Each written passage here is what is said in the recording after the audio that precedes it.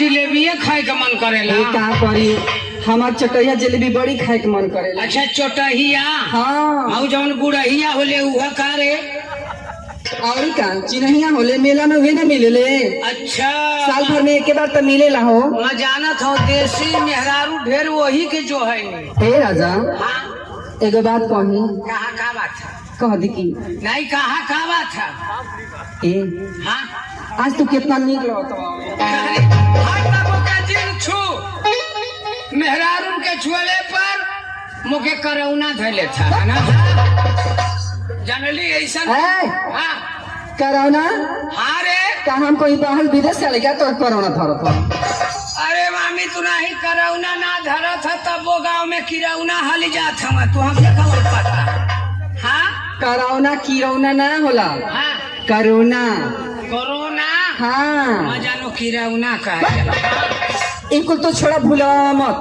आज तो इतना निकला था ना हाई कुल पहले उले हवा क्या बताइए हम। छो मत मुके करंट मारेला जानत ना है। तो हम नाम तो बिजली रानी ना हो। तोर बिजली रानी और क्या? अच्छा मान ले तोर बिजली रानी ना हो। हाँ तोरे सहेली का नाम हुआ? हमारी सहेली को मिस नैना। अरे वाह तो कितना हम निकल गए थे। अरे इतना निकला था ना क्या कहे। अरे वाह ए राजा कितना निकल गए इतना निकला था कि तो के मन कर था ना कि कहाँ तो के डाल रहे। अरे ऐसा जिन डाली है कि हम ये फड़ के मार जाते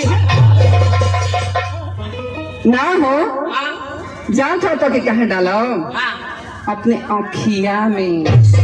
आँखिया में? हाँ हो हमारा राजा जी। अरे माया तना बढ़िया रहूं तो कैसे हालाबो रे?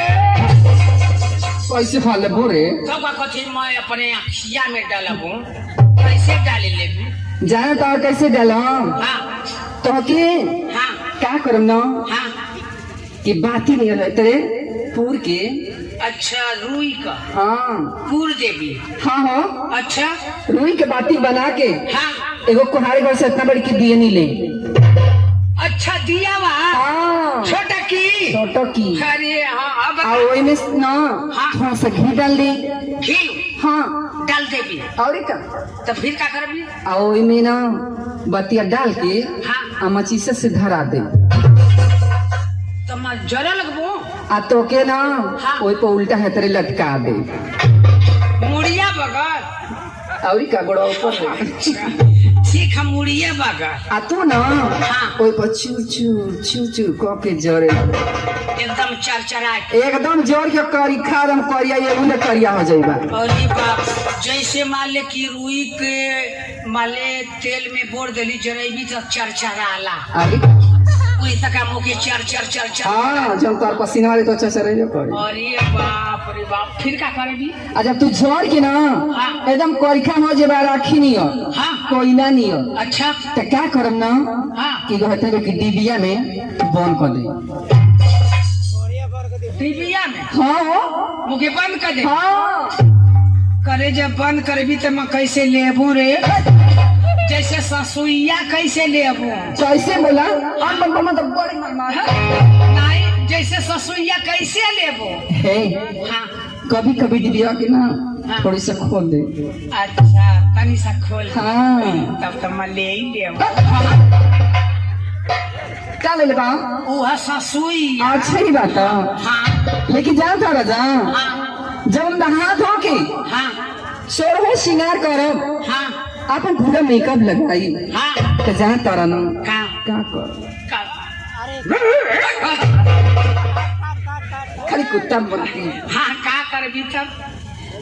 जब सोरहो श्रृंगार करके तैयार हो ना तो डिबिया के थोड़ी सा खोल दे और वही में से निकाल के ना तो के अपने अखिया में डाल दे। अच्छा तमो के अखिया में डाली गाजर बनाई के एकदम से तम तोरे पुतरिया पे से टुकुर टुकुर तकाबो। तू तमो के इतना निक लगत है। अरे इतना निक लगत कितना हो? अरे मका बताऊं ये तना निक लगत ए राजा का रे तू ही खाली निकलत हई अरे कि हाउ कैमरा वाला भैया देख। अरे बहुत जाने के निक लगत अरे कैमरा वाला से पूछा ना तू ना निकलत हई कि ना। तो नहल लोग के तना निक लगत है ना कि नहल लोग के पास जगह ही है ना कि कहा डाल लो देख का हो ता मुके इतना निक लगत है इतना हो कि राजा मन करत ना हाँ कि तोके पटाख के अरे तोके पटाख के तोके खपास के आज बोधा दा खपोस के अरे तोके आई ठीक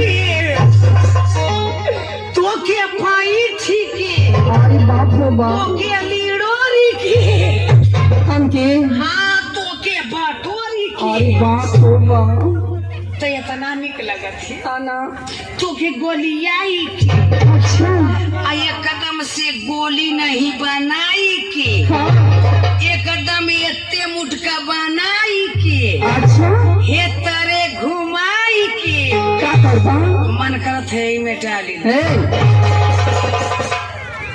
के में आ अपने